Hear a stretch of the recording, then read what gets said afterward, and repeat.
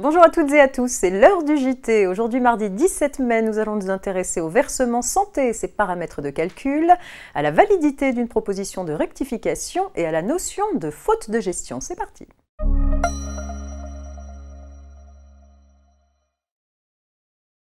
Le versement santé est une aide destinée au financement d'une complémentaire santé individuelle que les employeurs doivent verser à certains salariés, généralement en contrat court, qui demandent à être dispensés d'affiliation à la complémentaire santé d'entreprise.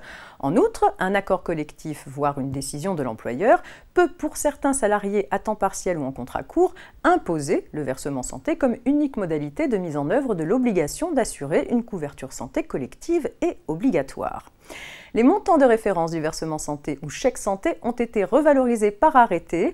Ils passent ainsi pour l'année 2022 à 19,30 € au lieu de 17,84 € en 2021 ou pour les salariés relevant du régime local d'Alsace-Moselle à 6,44 € au lieu de 5,95 € en 2021.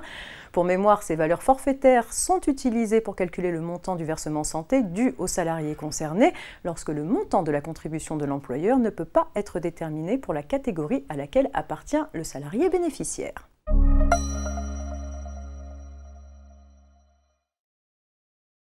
Actu fiscal à présent avec l'affaire suivante. Un contribuable cède en 2014 une parcelle de terrain à bâtir et reçoit 2 ans plus tard du fisc une proposition de redressement relative au montant de la plus-value imposable. Il conteste la validité de cette proposition de redressement sous prétexte qu'elle ne mentionne pas expressément l'année d'imposition visée. Or, pour que le redressement soit considéré comme motivé et donc valable, une telle mention est obligatoire.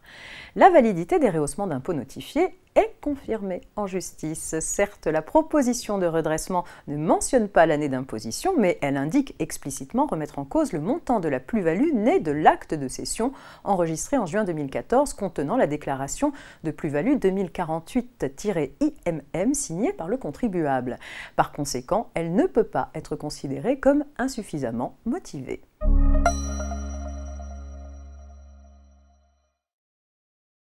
Lorsque la liquidation judiciaire d'une société fait apparaître une insuffisance d'actifs, son dirigeant peut être condamné personnellement à combler le passif en tout ou partie s'il a commis une faute de gestion ayant contribué à cette insuffisance. Une simple négligence ne suffit pas à le faire condamner.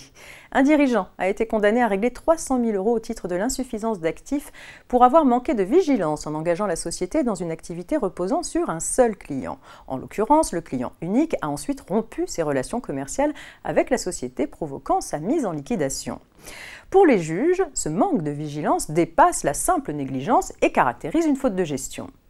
L'affaire remonte en cassation et les juges considèrent que cette condamnation n'est pas méritée. En adaptant la capacité de production de la société aux demandes du client unique dans un secteur d'activité et à une période où le dirigeant pouvait légitimement croire à l'expansion de la société, ce dernier a seulement fait preuve d'un manque de vigilance, ce qui n'est pas une faute de gestion. C'est tout pour aujourd'hui. Excellente journée et à demain, mercredi.